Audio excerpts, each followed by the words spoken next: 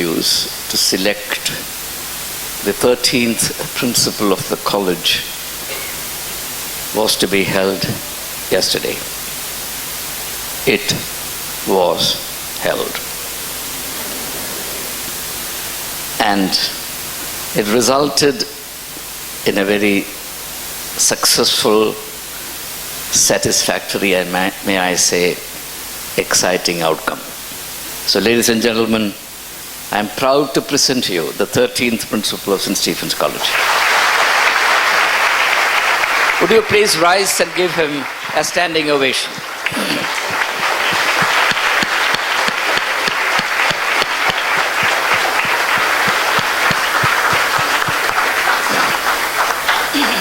Thank you. Professor John Burgess, the principal designate, he will take charge with effect from the 1st of March. Professor Burgess, this is only a small beginning, and I wish you all the best. Now we move to the reading of the text that will then be followed by 3 assemblies on the meaning and scope of true religion. We are still on the same topic. Today, we turn our attention in another direction within the same framework of thought. What is true religion? Right? So far we looked at things like the spirit of service, preferential option for the poor, the shift from the love of power to the power of love. Today we look at something else, something which is very dear to your heart, something which sits very lightly on our lips, something that has become the watchword of the present age: freedom. Everybody is excited about freedom, isn't it? Now, in the passage that was read out to you from Tolstoy, who was from the nobility, a rich man, a man of great accomplishments, a man who had several serfs under him, a man who owned 1,300 acres of land, and so on and so forth, and who had become quite a celebrity. As he began to mature, he began to realize the futility of all that he had chased in his life, the meaninglessness of life. I would say the crushing meaninglessness of life. And around the time he was 54, 55, he underwent a tremendous change within himself. A great transformation. And the text that you heard just now is part of the most remarkable intellectual products of that period. What is Tolstoy saying here? It's a book I would commend to all of you. It's a very small book. It's virtually a monograph. Bethink yourselves means please sit up and think. You remember when the academic year began, for 2 months in the assembly, we were looking at this whole question of thinking for ourselves. And that was done with a purpose. So I can now tie all of that to Tolstoy's stream of thought, and you will be able to make a lot of sense out of it. Tolstoy says that a human being can be truly free only if his or her will is in tune with the will of God. I'm stating these things very slowly so that these words can stay with you. Who is a free human being? One whose will is in tune with the will of God. And then towards the end of that paragraph he says that unfortunately a majority of people in our times are not free to be free. He says they're only free to be slaves. It's important, my friends, that we develop the wisdom and the discernment in our times, this time of massive illusion and self-deceit, to see through the deceptions of our times and not end up as slaves in the name of freedom. Now the question arises, what is this freedom that we are talking about? And this is where I want to connect Tolstoy with the text that was read out for the fourth time. So I'm not going to recount the textual details because having heard it 4 times, I'm sure the most important details are already etched in your memory. Now, there are 3 characters besides besides the wounded man, the traveler. The priest, the Levite, and the Samaritan. Very simple to remember. Now the question arises, who among the 3 was free? Or if you include the thieves also, there are 4 people in addition to the wounded man. Who is free? Think of the thieves first. Are they free? They are free only to rob. They are free only to hurt. They are free only to endanger the lives of others. They are free only to impoverish others. They are free only to perpetrate violence. Now there are many people who mistake the substance of freedom for the right and the opportunity to behave exactly like this. And since this group is very large, they think that they are the norm.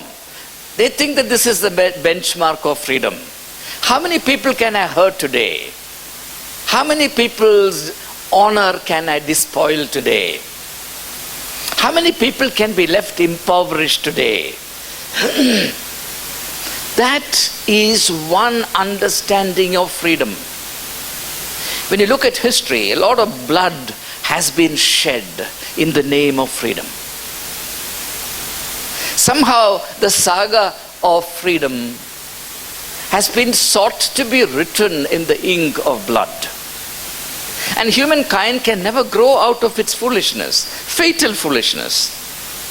There is an utter incompatibility between freedom and violence. Violence of every kind. No matter how you seek to justify the violence you practice, including the violence of war. And Tolstoy was an ardent critic, an uncompromising critic of war. No matter under what ideology, within what framework of thought, under what alibi or excuse you try to justify violence, one thing is absolutely certain. Violence is incompatible with freedom.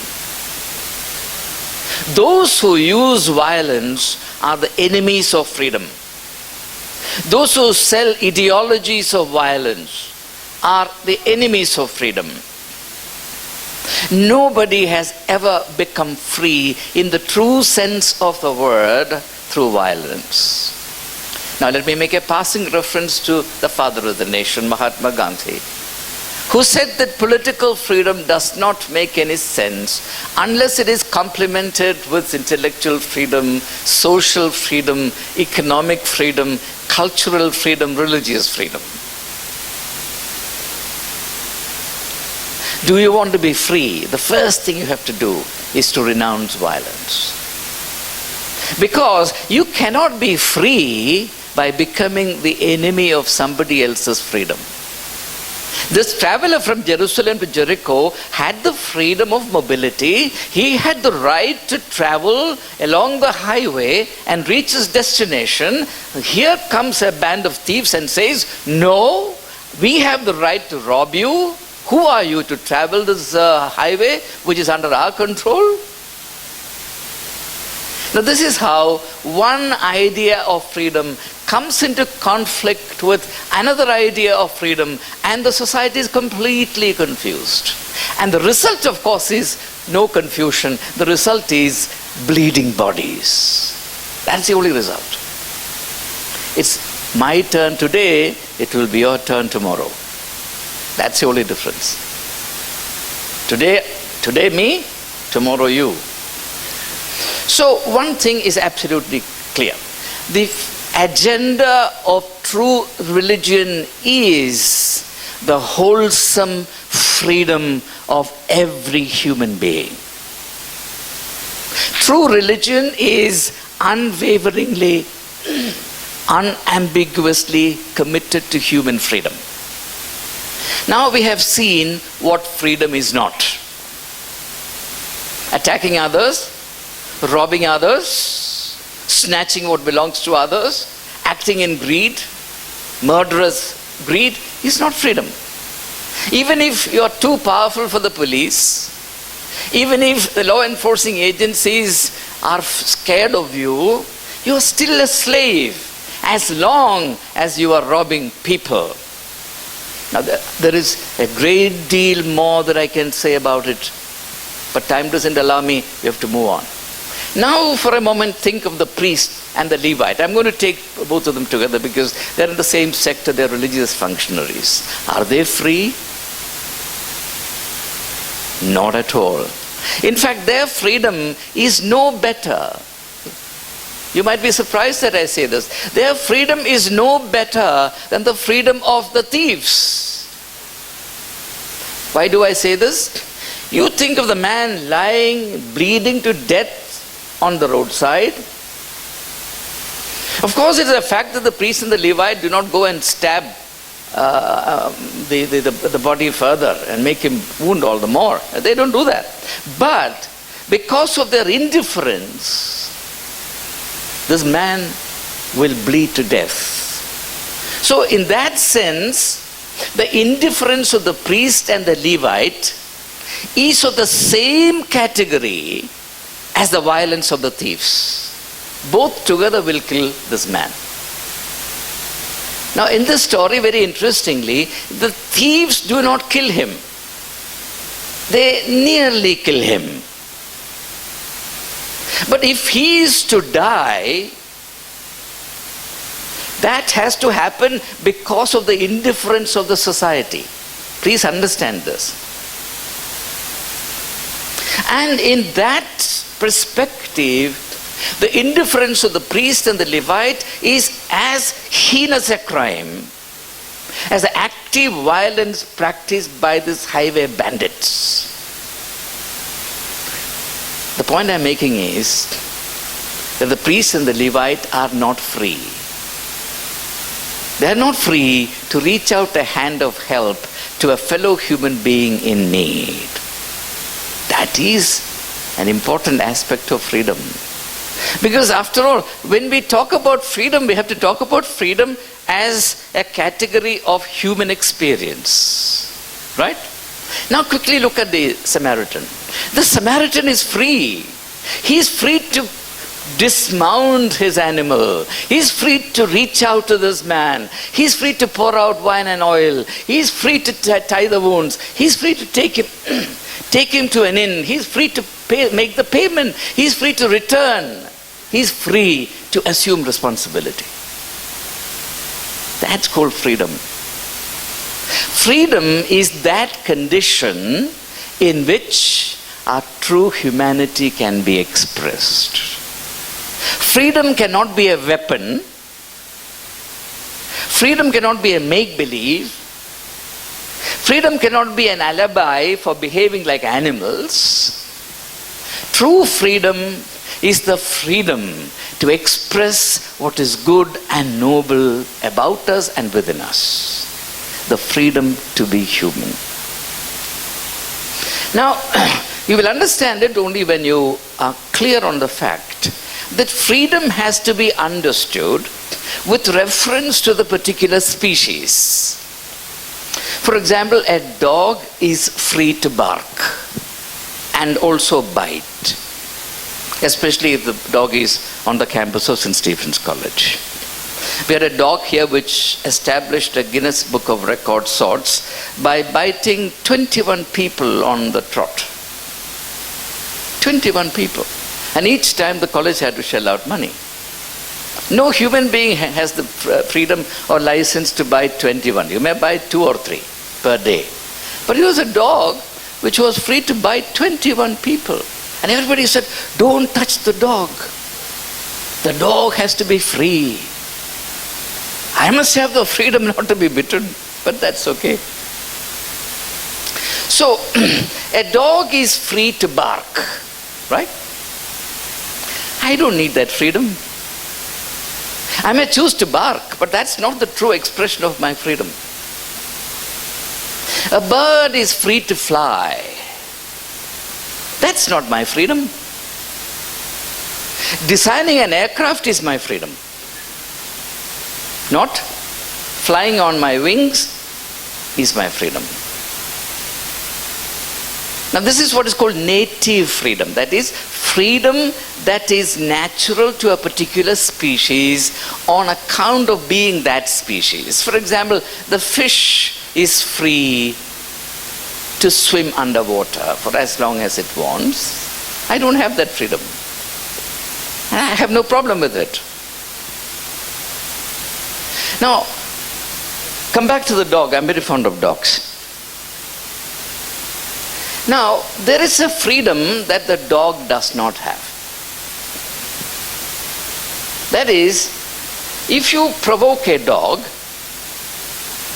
and if that dog has any teeth at all, many dogs even now have teeth, and the dog will bite you. The dog does not have the moral freedom to control itself and say, look, the young man, the young woman, or this dignified looking middle-aged man is an alumnus of St. Stephen's College, and while it is right and proper to bite everybody else, I should not bite a Stephanian. Therefore, I am going to, hold myself back. And if at all I have any anger welling up with me, I'll run across the road and bite a Hinduite. Now, a dog does not have that kind of choice. A dog is not free to exercise self-control. A dog is not free to look beyond its instincts and impulses. Now I'm going to say something to you which is really the heart of the matter. Are you ready to receive the heart of the matter? All right. Your stature, your greatness as human beings must be measured with respect to this particular norm that I'm going to give to you. And that is, you shall know how great, how noble, how developed you are as human beings by the extent to which you are able to rise above the tyranny of your instincts and impulses. You understand what I have said? See, most people are conditioned to behave exactly according as the instincts or impulses dictate. Jesus said, if somebody slaps you on one cheek, show the other. Now, that's not an instinctual behavior. It involves breaking the tyranny of instincts and impulses. And that is the sign of freedom. Okay? Now, no other system of thought, no other body of information, no other lore or literature will empower you to achieve this breakthrough within yourself other than true religion. Science cannot do it. Humanities cannot do it. Social sciences cannot do it. Junk food cannot do it. Swanky cars cannot do it. Cine stars cannot do it. Only one source. Only one source. That's called true religion. And now you understand why the founders of St. Stephen's College identified true religion as one of the pillars on which the college rests and must rest forever. Let me conclude by recalling Tolstoy. Only he or she is free whose will is in tune with the will of God. Can you remember this? Can we say that? Only he or she is free whose will is in tune with the will of God. Let's rise for prayer.